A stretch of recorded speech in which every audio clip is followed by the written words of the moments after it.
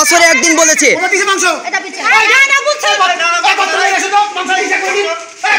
আমরা এসেছি দুগাছি ডাবটিপাড়া প্রাথমিক বিদ্যালয়, যেখানে সাধারণ মানুষ বিক্ষোভ করছেন যে সেখানে ঠিকঠাকভাবে ক্লাস হয় না এবং মিড ডে মিল ঠিক মতন পায় না এবং টয়লেটের পরিস্থিতি সমস্ত কিছু আমরা দেখব এবং তারা যে বিক্ষোভ জানাচ্ছে তাদের কাছ থেকেই জানবো যে কেন তারা বিক্ষোভ জানাচ্ছে। বিক্ষোভ মাস্টার লেট আসার জন্য টাইমের আগে পৌঁছায় না এবং স্কুল পরিচ্ছন্নতা রাখে না, মিড ডে মিল সঠিক হয় না এবং পায়খানা বাথরুম পরিচ্ছন্ন রাখে না এবং ঘর পরিষ্কার করে না, তার জন্য আমাদের বিক্ষোভ। আমরা সমস্ত কিছু আপনাদেরকে দেখাবো। আমরা অনেক কিছু সেলফিলের সামনে আমরা জিজ্ঞাসা করেছি অনেক দিন থেকে, আমরা জিজ্ঞাসা করে করে করে করে করে যখন আমরা সহ্য করতে পারলাম না, আজকে আমরা সবাই পাড়ার মানুষের ডিসিশন নিলাম যে আমরা আজকে স্কুলে যাব এবং পায়খানা বাথরুম থেকে শুরু করে স্কুলের এই অবস্থা দেখেন কী অবস্থা, স্কুলে কোনো মানে ইয়ে নাই।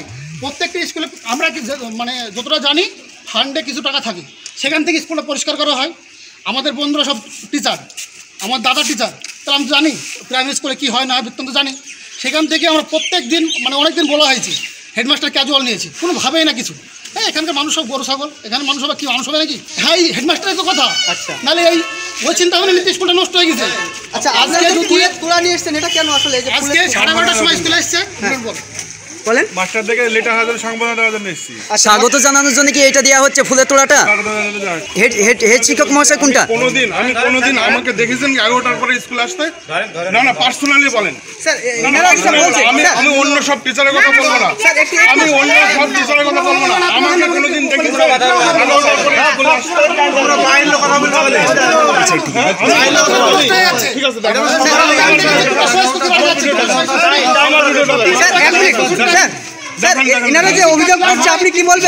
আমি আজ পর্যন্ত এই স্কুলে 10 বছর আছি, একদিনও 11টার পরে স্কুলে আসিনি।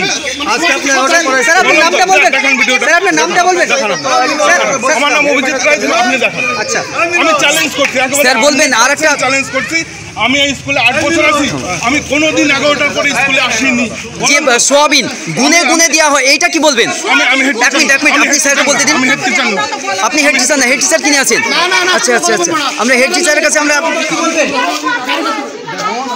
বিষয়টা এখন পরিষ্কার করে আমি বলতে পারছি না। শোনেন, আমি বলি যে আমাদের যে অভিযোগ করছে পাবলিককে নিয়ে আগে বসবো, তারপর স্যার এদিকে একটু বলবেন। স্যার এক মিনিট, এখনই আপনাদের সঙ্গে কথা বলছে তো সাধারণ মানুষ তো আপনার সঙ্গে কথা বলছে, সম্বর্ধনা তো জানাচ্ছে, আমরা তো দেখছি। কি বলবেন স্যার? একেবারে বিক্ষোভে ফেটে পড়েছে, যেখানে দুগাছি ডাবটিপাড়া প্রাথমিক বিদ্যালয়ে একেবারে জনগণ বিক্ষোভে ফেটে পড়েছে যে এখানে কোনো টিচার সময় মতো আসে না এবং কোনো টিচার ঠিক মতনভাবে প্রেজেন্ট করে না বা ঠিক মতনভাবে ক্লাস করে না।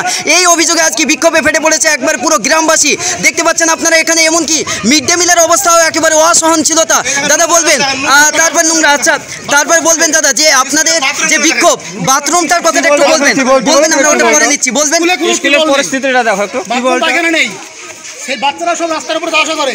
এখন যদি একটা বাচ্চা চাপা পড়ে অ্যাক্সিডেন্ট হয়ে যায়, সে দায়িত্ব নেবে। স্কুলের কোনো গেট নাই, কোনো নিয়ম কারণ কিছু নাই। আপনারা কি এর আগে অভিযোগ দিয়েছিলেন? এর আগে কি অভিযোগ দিয়েছিলেন? আমরা দিয়েছিলাম অনেকদিন আগে। কি বলেছেন সেখান থেকে? বলেছিল ঠিক আছে, হয়ে যাবে, কিচ্ছু হয়নি। নাকি মিড ডে মিলে রান্না করেন? বলুন। এই যে সবজিটা কি রকম দেয় সেটা বলবেন। আচ্ছা, 3টে গুনে গুনে দেওয়া হয় বললো সোয়াবিন, এই বিষয়ে কি বলবেন? যেমন সোয়াবিন মাস্টার গুনে 8টা হলে 8টা দেয়, গুনি ওই ছোট ভাই সোয়াবিন গুনে গুনে দেওয়া হয়।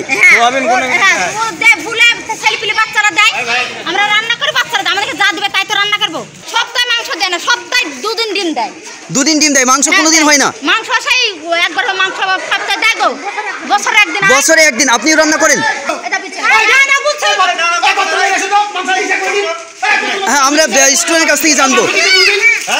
এই মাংস দিয়েছে, তোমাদের মাংস দিয়েছে কোনোদিন দেয়নি, কোনোদিন মাংস দেয়নি, কোনোদিন। আমরা জানলাম এখানে যে যারা মিড ডে মিল বছরে একবার। আমরা এখান থেকে জানলাম যে সরকারি দপ্তর থেকে যে মিড ডে মিল দেওয়া হয়, সেই মিড ডে মিল থেকে বছরে একবার মাত্র শুধুমাত্র মাংস দেওয়া হয়। তাছাড়া সোয়াবিন গুনে গুনে 2 থেকে 3টি। সোয়াবিন কতটা দেয় তোমাদের? 8টা করে, গুনে গুনে 2 থেকে 3টি বা 8টা, খুব বেশি হলে 8টা, তাই তো?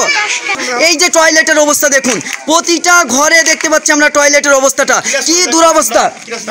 ক্লাসরুমটা আমরা দেখছি, তারপরে আমরা টিউবওয়েলটা দেখানোর চেষ্টা করবো যেখান থেকে ছেলে মেয়েরা জল পান করবে। এই যে টয়লেটের অবস্থা আমরা দেখতে পাচ্ছি, যেখানে গেট নেই, কোনো জলের ব্যবস্থা নেই, আর যে টিউবওয়েলটি রয়েছে সেই টিউবওয়েলের এমন দুরবস্থা।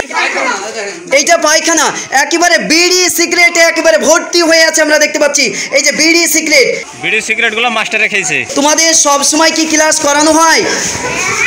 সব ক্লাস হয়? আচ্ছা ঠিক আছে, চলো তোমাদের আমরা পরে কথা বলছি তোমাদের সঙ্গে। ইলেকট্রিক বোর্ডটা দেখুন, এই যে কি দুরবস্থা রয়েছে। বাল্বের অবস্থা দেখুন, যেটা সরকারি প্রতিষ্ঠান, মনে হয় এটা একটা গোয়াল ঘরে যেন ছেলে মেয়েদেরকে রাখা হয়েছে।